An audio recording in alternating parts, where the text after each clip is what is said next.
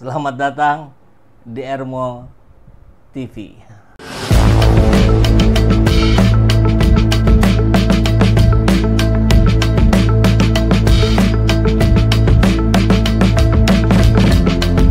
Bersama saya, Saiful Zaman, kebaikan yang terorganisir akan selalu mengalahkan kejahatan.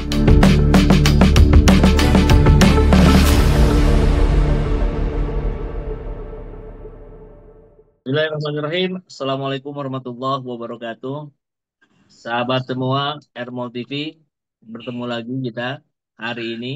Dan ini spesial karena kita akan berdiskusi dengan Bapak Profesor Dr. I Putu Anom M. Guru Besar Pariwisata UNUD, Universitas Udayana. Jadi kebetulan Profesor ini tinggal di kota Badung, kalau saya di kota Bandung. Jadi beda sedikit, tapi provinsinya kami di Jawa Barat, Profesor di Bali. Sehat-sehat, Prof. Ya, sehat-sehat aja Pak. Nah, Jalan. terima kasih atas kesempatannya untuk saya dapat berdiskusi. Ini ada eh, materi yang sangat menarik kali ini ketika kita melihat, Prof, bahwa krisis moneter ini di depan mata kita. Hari ini konon katanya rupiah sudah 17.200 sekian, dan tentu kita tahu ada aturan dari Trump, kebijakan Amerika yang menerapkan tarif impornya sebesar 32%. Tentu cukup besar dibandingkan beberapa negara lain. Dan kita mendengar Menteri Pariwisata Ibu Widi menyampaikan bahwa kurang lebih ini pariwisata Indonesia tidak terdampak oleh persoalan itu, katanya, kurang lebih begitulah. Pariwisata akan bisa menjadi tulang punggung untuk memulihkan ekonomi hari ini dan sebagainya dan sebagainya.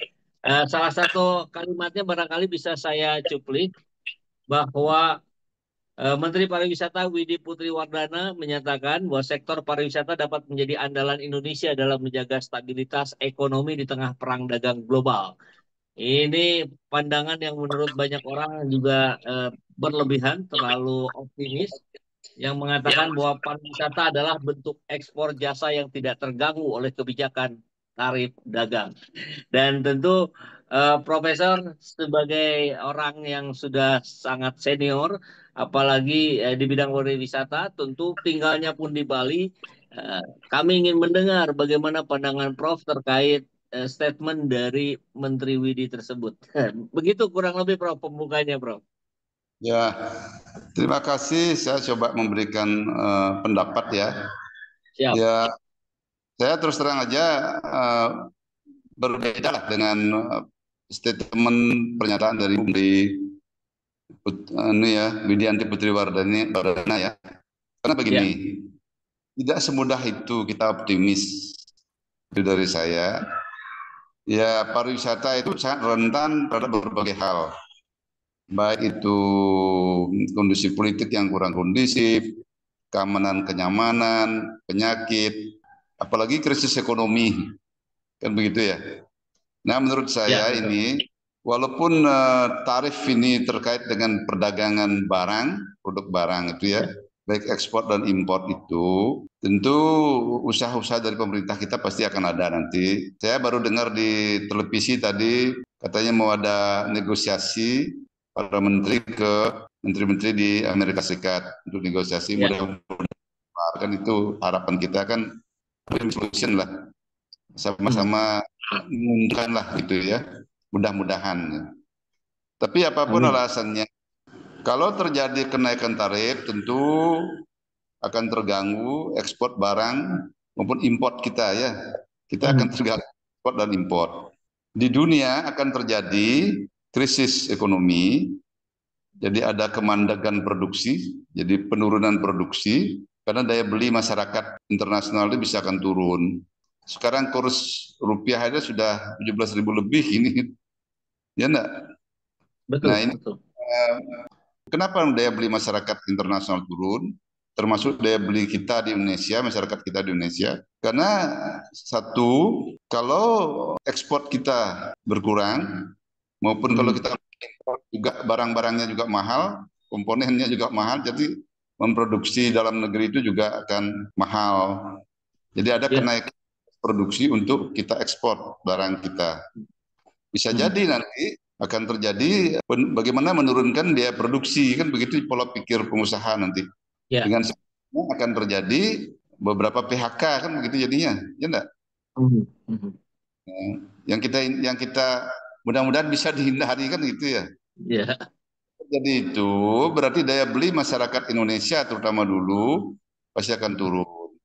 Demikian juga daya beli masyarakat internasional. Ya. Kalau daya beli masyarakat itu akan turun, baik daya beli masyarakat secara internasional maupun eh, nasional kita, tentu masyarakat secara umum akan mengutamakan dulu kebutuhan pokoknya, the basic needs, pangan, sandang, Mhm. kesehatan. Pangan dan kesehatan, sandang aja mungkin bisa pakai yang sudah ada aja. Jadi kebutuhan makan Ya. dulu dan kesehatan, ya. Pendidikan bisa dikurangi biayanya. Ya. Ya. Nah, ini kalau itu termasuk di dalam negeri juga sama nanti. Dengan sendirinya kalau kita bicara masalah pariwisata, itu kan pariwisata itu adalah the invisible export or import gitu ya. Mhm. Export dan import yang tidak kelihatan. Kita tidak mengirim barang maupun mengimpor barang, tidak kelihatan lah ya. Ya. Kita bicara misalnya inbound tour, jadi ada orang asing yang datang ke kita, ada pemasukan devisa ke Indonesia. Kalau outbound tour ada orang kita yang pergi ke luar negeri, devisa kita akan berkurang. Dengan sendirinya seperti itu. Nah pertanyaannya, apakah akan terjadi pergerakan wisatawan kalau terjadi penurunan pendapatan masyarakat secara nasional dan internasional? Kan itu pertanyaannya sekarang. Tadi kan Yang saya sudah, terjadi malah pengurangan. ya, Ya. Ya. Nah, tadi saya kan sudah sampaikan kalau pendapatannya menurun, dia utamakan kebutuhan pokok. Kebutuhan ya, rekreasi ditunda. Itu ya. Kalau betul. kebutuhan rekreasinya ditunda, tentu nanti kunjungan wisatawan mancanegara akan berkurang ke Indonesia. Demikian juga di dalam negeri, kalau kemampuan masyarakat kita daya belinya berkurang, dia akan menunda dulu berekreasi, kan itu jadinya. Sehingga akan berpengaruh sekali terhadap sektor pariwisata itu sendiri. Karena orang sedikit berekreasi, semua industri pariwisata itu baik di akomodasi, makan minum, transportasi, semuanya akan terdampak jadinya. Ya, Itu Pak. akan naik. Ya. Ya, baik, baik. Ya, memang ini menjadi logika terbalik kalau kita mendengarkan penjelasan dari Prof. Putu dengan Menteri Pariwisata tadi. Bagaimana mungkin pemerintah atau dalam hal ini Menteri Pariwisata Widi ini bisa menganggap pariwisata sebagai sektor yang kebal terhadap gejolak perdagangan global, padahal justru sejarah menunjukkan kan, saya kira sektor ini ya sangat rentan terhadap krisis ekonomi global seperti yang disampaikan oleh Prof. Putu tadi. Bagaimana mungkin kita mau berpergian berwisata kalau untuk makan saja bermasalah gitu. Nah, jadi kira-kira apa yang menjadi sudut pandang Menteri Pariwisata kalau Prof bisa mencoba menerka lah gitu ya, yang bisa mengklaim bahwa pariwisata ini tidak terpengaruh kebijakan tarif gitu. Sementara misalkan data dari UNWTO membuktikan sebaliknya gitu, Prof. Mungkin perkiraan beliau itu kan memang tidak ada hubungannya dengan tarif, gitu ya. Mhm. Yang menjadi pertanyaan, syarat orang berwisata sekarang saya sampaikan. Syarat orang berwisata satu, dia harus punya bekal, ya enggak? Ya, ya, betul. Time, waktu luang. Tiga, dia sehat. Tiga harus terpenuhi itu baru orang mau berekreasi. Kalau bekal saja tidak punya, bagaimana orang bisa berekreasi? Kan tidak mungkin bisa mendatangkan devisa dari luar negeri ini untuk mengganti atau mengkomen menurunnya devisa dari produk ekspor oleh negara. Begitu, Pak. Iya, iya, betul, betul. Nah, tentu di luar logika yang begitu sederhana sekali yang disampaikan oleh Profesor barusan, kan hal lain juga kan berkaitan dengan bagaimana kesiapan infrastruktur dan daya saing gitu. Anggaplah ekonominya masih bisa bertahan dalam artian mereka masih bisa berwisata. Persoalan di Bali, katakanlah misalkan begitu. Bagaimana yang dalam pandangan Profesor itu melihat kesiapan infrastruktur pariwisata Indonesia ini untuk bersaing di tengah ketidakpastian global gitu. Mengingat destinasi kita kan masih banyak memiliki persoalan baik di wilayah ketertiban umum, kebersihan, bahkan cerita-cerita yang mungkin Prof bisa sampaikan ada di Bali, misalkan Prof. Ya, kita harus membenahi tata kelola pariwisata secara nasional, termasuk kita di Bali. Hmm. Ya, memang Menteri Pariwisata yang dulu mencanangkan 10 Bali baru, Ah, ya, destinasi prioritas. Coba kita evaluasi, sudah ada berang, ya, jangankan maksimal, ya, sedang-sedang saya sudah tidak berkembang di 10 destinasi Bali baru dan 5 destinasi prioritas. Jawaban saya belum, oh, belum kan? mhm. Jadi yang masih banyak berkunjung itu wisatawan itu Bali masih menjadi unggulan dari segi jumlah kunjung wisatawan. Tapi jangan lupa kita kita kalah dengan negara-negara tetangga dengan Thailand dan lain sebagainya dari jumlah kunjungan wisatawan mancanegara. Kenapa seperti itu? Nah, misalnya kami di Bali, kita di Bali misalnya. Betul-betul Bali ini sekarang betul-betul terpuruk, Pak, terus terang aja nih. Dibandingkan dengan tahun 2024 dan sekarang ini ya, eh, kunjung wisatawan meningkat ini, Wismannya meningkat ini. 2024 itu sudah melebihi sebelum COVID, Pak. Hmm, hmm. Sebelum COVID itu kan 2019 itu 6,3 juta.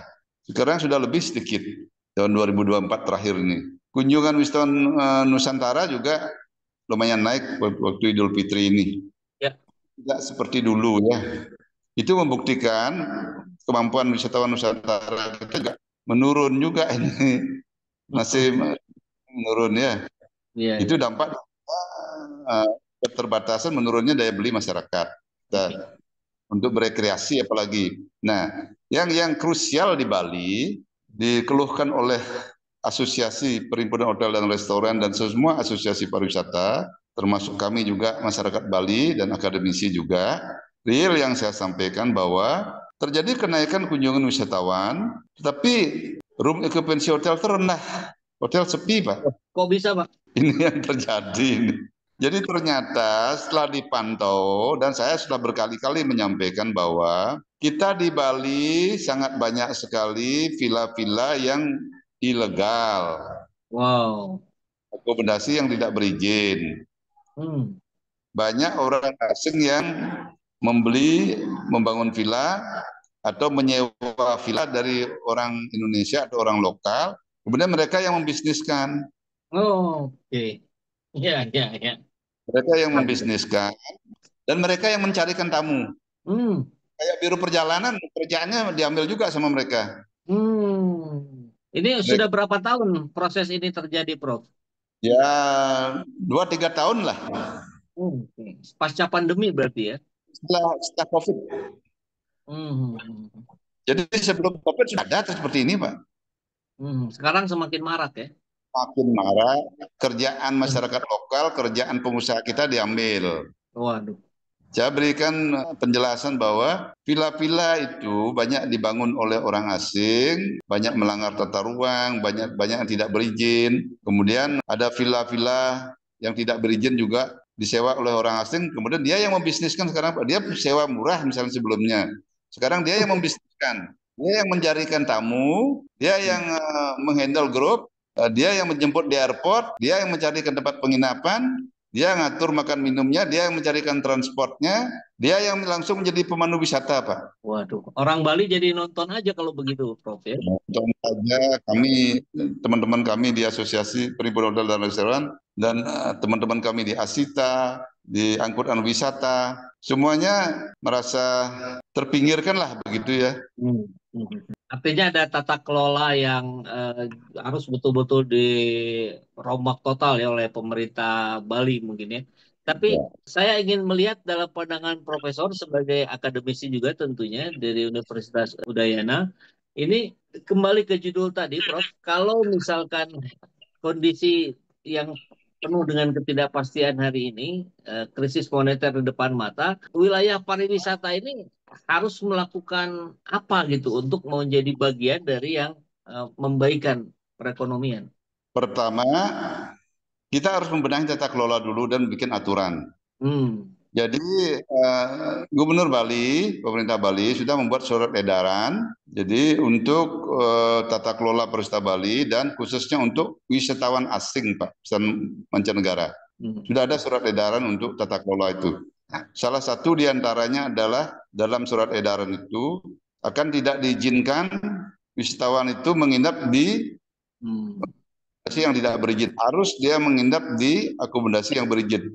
Kenapa begitu? Kalau dia menginap tidak di akomodasi yang berizin atau di rumah kos begitu ya, kan tidak bisa dikenakan pajak hotel dan restoran. Jadi pemerintah Badung yang biasanya PAR-nya tinggi, sekarang juga sudah ketar-ketir. Diperkirakan dan prediksi penerimaan PHR. Nanti pemerintah akan memikirkan apa yang langkah-langkah lebih lanjut. Karena sudah terlanjur banyak sekali villa-villa bodong yang jelas menginap di villa bodong, wisatawannya tidak wajib membayar PHR. Tidak ada setoran ke Pemda jadinya. Iya, iya betul. Nah itu Pak ya. Kemudian belum lagi yang ini, kalau tempat makan minum kan diatur, semuanya diatur Pak. Oleh wisatawan asing itu, di mana dia makan, di mana dia minum, di mana beli souvenir, di mana cari transport, semuanya diatur. Jadi harus dibenahi tata kelolanya. Surat edaran gubernur itu lebih fokus pada bagaimana tata kelola wisatawan asing, termasuk harus berkendara wajib menyewa mobil angkutan transport yang berizin, yang resmi ya. Yang resmi. Roda 2 dilarang kayaknya tuh. Kan ada masalah banyak roda sepeda motor yang tidak pakai helm macam-macam itu ya, yang ugal-ugalan gitu ya. Ya, banyak viral di media sosial. Ya, ini pakai mobil dan ada pemandu wisatanya, orang lokal. Dan diminta imigrasi harus tertib sampai ke aparat kami ke bawah untuk mengawasi, sampai ke aparat desa untuk mengawasi siapa-siapa saja yang menginap. Dan harus dilaporkan. Banyak yang overstay juga, Pak. Ini yang terjadi ya. Belum lagi kemacetan yang luar biasa di Bali Selatan. Yang ramai ini kan di Bali Selatan. Jadi sudah macet, sudah sampahnya belum terkelola dengan baik. Ini sekarang pemerintah kami juga mengeluarkan surat edaran untuk tata kelola sampah. Dan bagaimana nanti ke depan pemerintah Bali kalau ada anggaran akan membenahi infrastruktur internal dulu, Pak. Baik untuk membuat shortcut, membangun shortcut, baik untuk pusat kebudayaan Bali, membangun underpass. Karena banyak sekali kalau underpass kalau direncanakan oleh Pak Gubernur itu ada 3 paling tidak itu. Kemudian jalan singkat yang lain sesuai dengan apa yang disampaikan oleh Pak Gubernur, mudah-mudahan ada anggarannya. Kan itu sekarang termasuk flyover yang lain, termasuk nanti angkutan listriknya dengan mobil listrik dan lain sebagainya, sehingga mengurangi polusi. Itu baru rencana mengaplikasikan ke depan ini yang dalam waktu singkat perlu ini harus tertib betul ini. Kalau tidak, Bali akan economic loss. Walaupun wisatawan banyak datang, Bu Menteri harus promosi banyak, Bali promosi. Orang tamunya nginap di tempat lain gimana? Ya, percuma juga ya. Ya. Oke. Baik, Prof. Mudah-mudahan dengan tata kelola yang lebih baik, Bali kembali menjadi sumber dari turis-turisnya ya, jadi sumber pendapatan untuk negara kita. Tapi kalau kembali pada statement Menteri Pariwisata tadi, Prof, yang anggaplah menurut banyak pihak, para pakar, termasuk profesor juga tadi sampaikan, ini apa istilahnya, overconfidence, optimisme yang berlebihan dari Menteri Pariwisata. Nah, kira-kira kalau yang tidak berlebihannya seperti apa, Prof? Dalam upaya lah ya untuk menjadi bagian dari yang meningkatkan kesejahteraan ekonomi secara umum Indonesia. Kalau Ibu Menteri kan overconfidence ya, saya anggap tadi itu ya dalam pariwisata itu. Ya kalau kita paling tidak ya usaha-usaha yang bisa ditekuni oleh masyarakat dulu yang kita harus prioritaskan. Ya, yang kita lebih banyak biasanya kan hidupnya dari masyarakat kita kan lebih banyak di UMKM, Pak. Betul. Ekonomi kreatif. Itu yang banyak. Kan ada Kementerian UMKM khusus sekarang ini. Iya, betul. Masyarakat kita lebih banyak hidup di UMKM, Pak. Dan mudah-mudahanlah juga usaha bisnis level menengah ke atas bisa lancar sehingga ada peluang kerja. Kami di Bali ini kan pariwisata yang menjadi sektor unggulan. Tapi kalau sudah sektor unggulan terganggu, kan yang lainnya juga terganggu, Pak. Kami kan tidak punya sumber daya alam, tidak punya, luas wilayahnya hanya 5.700 km persegi, pertaniannya sedikit, peluang UMKM-nya kan sedikit juga. Peluang UMKM kami juga lebih banyak dari pengrajin yang produknya dijual kepada wisatawan. Kalau wisatawan juga berkunjung berkurang, ya UMKM kami juga tidak bisa berkembang di sini. Baik, kalau begitu barangkali Prof, saya kira kita perlu juga profesor dari akademisi senior yang bisa memberikan masukan, saran nih kepada Menteri Pariwisata dan mungkin secara lebih ininya kepada Presiden Prabowo. Harapan apa? Kami mohon kepada pemerintah pusat, semua menteri terkait, bukan hanya Menteri Pariwisata. Itu kan Menteri Pariwisata kan lebih teknis untuk pariwisata saja. Menteri terkait aja Menteri Perhubungan, infrastruktur dan pelaksanaan wilayah. Jadi infrastruktur kita harus dibenahi. Jadi usaha tiket pesawat supaya bisa diturunkan biaya transportasi. Karena kita negara kepulauan, beda dengan negara yang benua. Kalau negara benua kan bisa orang berrekreasi itu naik mobil bisa dari satu negara ke negara lain atau destinasi satu ke destinasi lain. Kalau kita ke Labuan Bajo dari Bali kan harus naik pesawat, Pak. Iya, betul. Nah, itu kendala kita Indonesia. Negara kepulauan itu biaya transportasi untuk menuju ke destinasi itu mahal. Nah, ini bagaimana meningkatkan usaha transportasi nasional sehingga bisa menekan biaya transportasi itu sehingga bisa mengembangkan 10 Bali baru yang saya sampaikan itu termasuk destinasi prioritas itu, Pak. Dari Bali bisa direct ke tempat-tempat lain di seluruh Indonesia. Tidak harus Bali aja yang berkembang. Ya, yang kelihatan sekarang kan hanya Bali dan Jogja gitu aja ya. Di Jogja kayak ketar-ketir juga di Jogja ini. Iya. Bandung juga. Bandung kan kemarin Idul Fitri aja yang ramai itu, Pak. Betul. Ya, saya kira masukan dari Profesor barusan realistis untuk dilakukan.